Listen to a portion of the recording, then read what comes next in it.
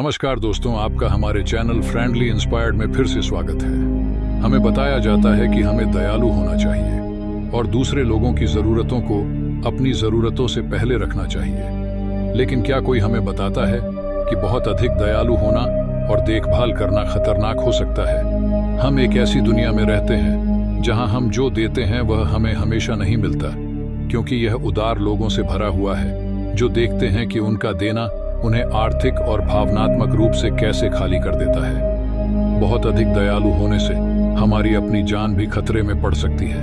बुरी चीजों से आश्चर्यचकित हो सकते हैं। जब आप दयालु होंगे तो आपके साथ ऐसा हो सकता है। आज हम आपको 8 बुरी चीजें बताएंगे जो आपके साथ हो सकती हैं यदि आप बहुत अच्छे हैं, और हम आपको लोगों को आपका फायदा उठाने से रोकने के गौतम बुद्ध द्वारा बताए गए 4 कठिन तरीके बताएंगे।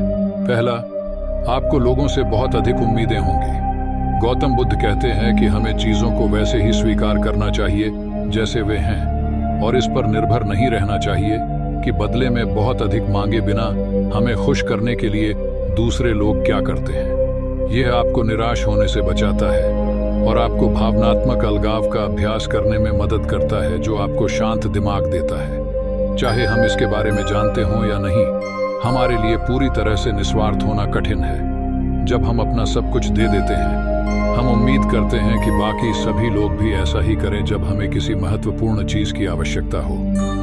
हालांकि आपने लोगों को उनके लिए सब कुछ करने का इतना आदी बना दिया है कि वे यह मान लेते हैं कि आप उनके और विशेषकर अपने जीवन में सब कुछ संभाल सकते हैं। क्योंकि अगर आप अपना ख्याल नहीं रखेंगे तो असल में दूसरों का ख्याल क्यों रखेंगे?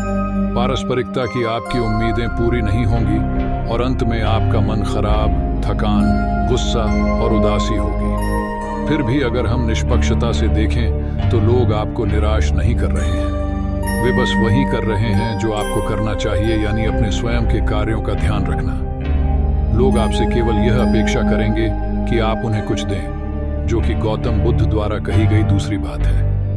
यह याद रखना महत्वपूर्ण है कि वास्तविक मूल्य अच्छे और तार्किक तरीके से कार्य करने से आता है, न कि केवल वही करने से जो दूसरे लोग चाहते हैं। संयम और संतुलित तरीके से देने से आपको अपने कार्यों के प्रभारी बने रहने में मदद मिलती है और आप आदतों में फंसने से बचते हैं। ये आपके मानसिक स्वास्थ्य को नुकसान पहुंचाता है। आपने अपने पूरे जीवन में सुना है कि लोग आदत के प्राणी हैं, और यह अधिक सच नहीं हो सकता है कि लोगों को एक जीवन शैली और उनके आसपास चल रही चीजों के अनुकूल बनाया जाता है।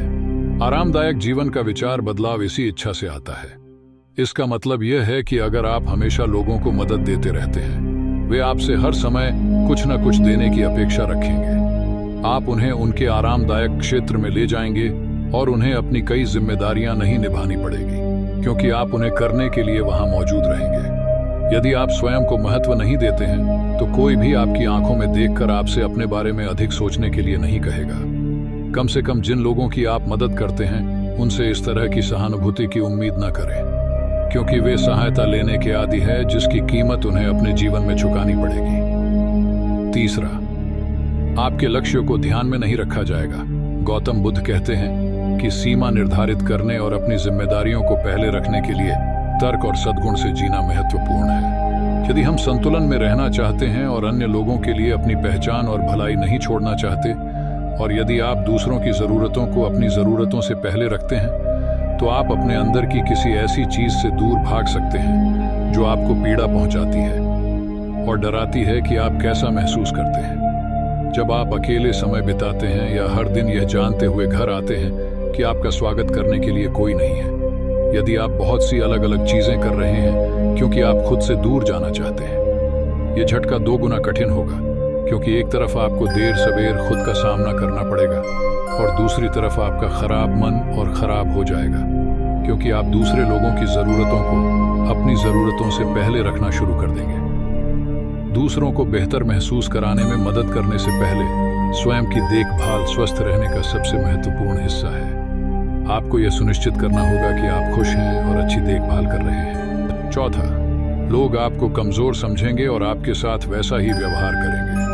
बौद्ध धर्म हमें सीमा निर्धारित करके और आत्मानुशासन का अभ्यास करके मजबूत और खुद के प्रभारी होने पर काम करने के लिए कहता है। हम दूसरों को दिखा सकते हैं कि हम अपनी जिम्मेदारियों और आदर्शों के प्रति प्रतिबद्ध हैं। कमजोर दिखने के बजाय उनका सम्मान अर्जित कर सकते हैं।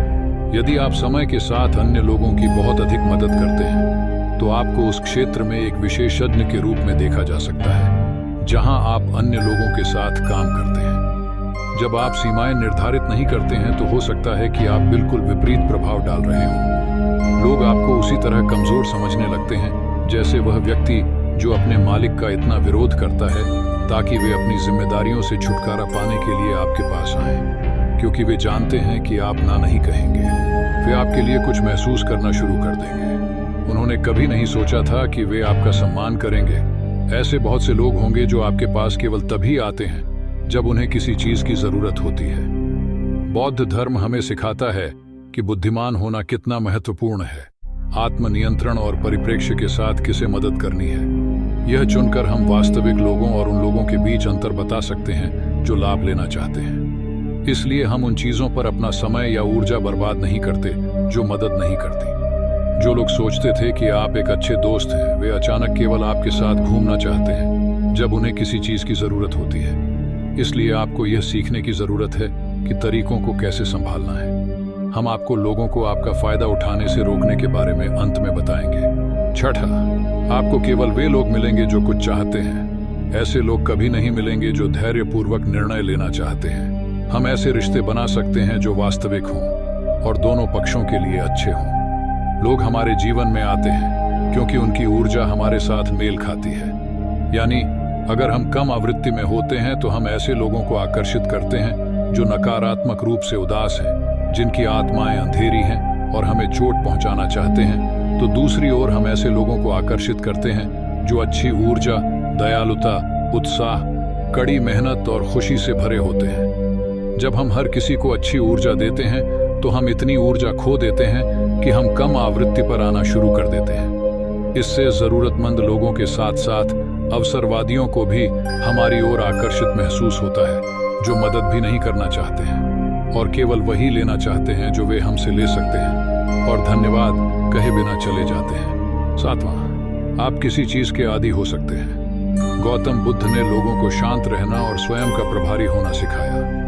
किसी चीज को देने में आत्म अनुशासन हमें बुरी आदतों में फंसने से बचाता है और हमें अपने कार्यों और विकल्पों के साथ अच्छे संबंध बनाए रखने की अनुमति देता है। जब कमी हमारे जीवन का नियमित हिस्सा बन जाती है तो किसी चीज की जरूरत बढ़ती है, जो लत लगाने का सबसे अच्छा तरीका है। जो व्यक्ति आपकी परवाह करता है वह क्या कहता है उस पर पूरा ध्यान दें, क्योंकि आपकी पहली प्रवृत्ति उन पर क्रोधित होने और उन्हें यह बताने की हो सकती है कि आपको कोई समस्या नहीं है।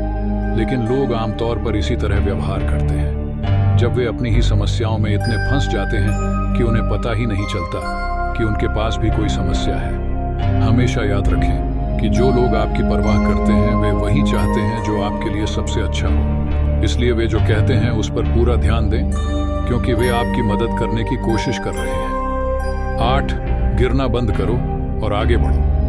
आप लोगों को 2 बार सोचने पर मजबूर कर देंगे। बौद्ध धर्म हमें अच्छे काम करने के लिए कहता है, चाहे दूसरे लोग हमारे बारे में कुछ भी सोचें। अपनी मान्यताओं और सिद्धांतों के अनुरूप जीवन जीने पर ध्यान केंद्रित करके हम एक अच्छी छवि बनाते हैं जो झूठे आरोपों का सामना कर सकती है, चाहे हम कितना भी चाहें कि चीजें अलग हों। सच तो यह है कि दुनिया में इतने दयालु लोग नहीं हैं। इसलिए यदि आप एक हैं तो प्रभावित होने और आभारी होने के बजाय लोग आपके प्रति संदेह करेंगे। इसमें ज्यादा समय नहीं लगेगा। इससे पहले कि आपकी दयालुता लोगों को आश्चर्यचकित कर दे कि आपके साथ क्या हो रहा है और आपकी क्या योजनाएं हैं, कि आप इसके बारे में किसी को नहीं बताते हैं। इसका मतलब यह हो सकता है कि आप संदिग्ध लोगों के एक समूह से मिले हैं, लेकिन यह अधिक संभावना है कि वे सिर्फ ईमानदार हो रहे हैं। अधिकांश लोग जो बहुत अधिक मदद करना चाहते हैं, वे ऐसी बुरी योजनाएं छिपा रहे हैं कि उनसे दूर रहना और उनके द्वारा दी जाने वाली मदद से इनकार करना ही बेहतर है। अब आइए देखें कि लोगों को आपका फायदा उठाने से रोकने के लिए आप क्या कर सकते हैं।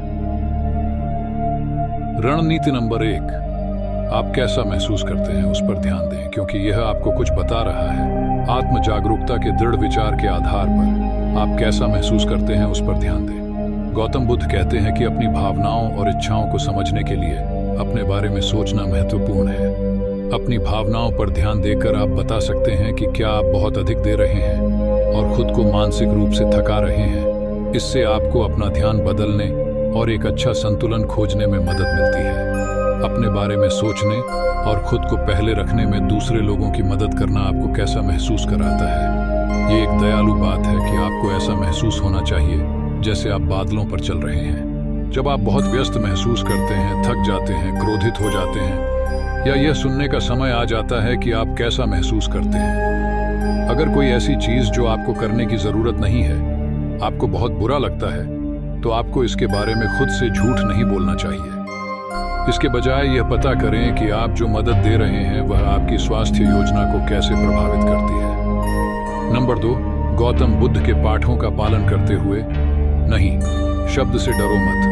आपको यह महसूस करना चाहिए कि आपका समय और ऊर्जा महत्वपूर्ण है और इसे संतुलित तरीके से उपयोग करने की आवश्यकता है। नहीं कहने में सक्षम होने के द्वारा आत्मनियंत्रण दिखाया जा सकता है। जब आप बहुत व्यस्त महसूस करते हैं या जब अनुरोध अनुचित होता है तब भी नहीं शब्द हमें बुरी चीजों और दुख के बारे में सोचने पर मजबूर कर देता है। हमारे लिए इसे कहने में कठिनाई होना सामान्य है, लेकिन अगर हम ये शब्द तब कहना नहीं सीखते हैं जब कोई और अधिक चाहता है। हम जितना दे सकते हैं उससे अधिक निराशावाद हमारे जीवन पर हावी हो जाएगा।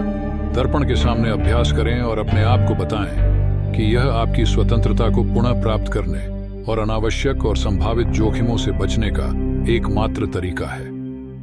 रणनीति 3, आपके पास अपने लिए एक समय और एक जगह है, उनका सम्मान करें। आत्म अनुशासन और आत्मसम्मान के दृढ़ मूल्यों का पालन करते हुए खुद की देखभाल करने के लिए खुद को समय और जगह देना महत्वपूर्ण है। जो आपको पसंद है वह करें और जो आपको आगे बढ़ने के लिए प्रेरित करता है। जितनी जल्दी हो सके अपनी जिम्मेदारियां पूरी करें ताकि आप इसे आजमा सकें। आपको इसे बहुत गंभीरता से लेना चाहिए ताकि आपको हर दिन या हर हफ्ते इस समय को निर्धारित करना चाहिए। इसलिए यदि कोई आपसे मदद मांगता है तो उस समय उन्हें उस व्यक्ति के प्रति नहीं बल्कि आपके प्रति बहुत दयालु और मददगार होने की आवश्यकता है। इसलिए बिना पछतावे के आप उन्हें न कहें और केवल अपने लिए उस समय और स्थान का आनंद लें। यदि आप इतना प्रत्यक्ष नहीं होना चाहते हैं तो आप अलग अलग समय पर मदद की पेशकश कर सकते हैं, लेकिन यह स्पष्ट कर दें कि आप केवल थोड़े समय के लिए ही मदद कर पाएंगे क्योंकि आपके पास करने के लिए अन्य काम भी हैं। रणनीति 4,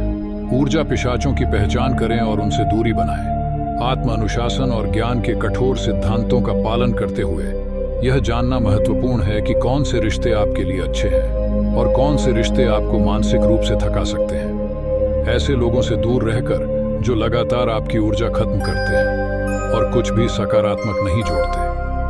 आप अपने स्वास्थ्य का ख्याल रख रहे हैं और अपने रिश्तों में दृढ़ आत्मनियंत्रण दिखा रहे हैं। आपको पता होना चाहिए कि यदि आप किसी ऊर्जा चोर की मदद करने की कोशिश करते हैं तो यह काम नहीं करेगा। ये लोग अपनी शिकायतों, अपने दर्द और जीवन के प्रति अपने विनाशकारी दृष्टिकोण से आप पर हावी हो जाते हैं। उनकी मदद करने की कोशिश करने से परेशान ना हो, क्योंकि अगर उनकी समस्याएं हल हो गईं तो उन्हें शिकायत करना बंद करना होगा। ये कुछ ऐसा है जिसे वे बर्दाश्त नहीं करेंगे। निष्कर्ष के तौर पर जीवन में दृढ़ ज्ञान के अनुसार चीजों के लिए सबसे अच्छा उपाय हमेशा बीच का रास्ता होता है, और अगर हम बहुत कम देते हैं तो उदारता कोई अपवाद नहीं है। हम स्वार्थी और लालची प्रतीत होते हैं, जबकि यदि हम अत्यधिक दान करते हैं तो हम पूरी तरह से ऊर्जा, समय और धन भी बर्बाद कर देते हैं। यदि आप कभी भी अनिश्चित हों तो जादुई शब्द नहीं को और भी अधिक याद रखें। हम इस यात्रा के अंत तक पहुंच गए हैं और हमें पूरी उम्मीद है कि ये युक्तियां आपके बहुत काम आएंगी। ये न भूलें कि आप इस चैनल का एक महत्वपूर्ण हिस्सा हैं। यदि इस वीडियो ने आपको सोचने पर मजबूर किया है या आपने कुछ सीखा है तो इसे लाइक और शेयर करें तथा हमारे चैनल फ्रेंडली इंस्पायर्ड को सब्सक्राइब करके नोटिफिकेशन के ऑल पर क्लिक करें।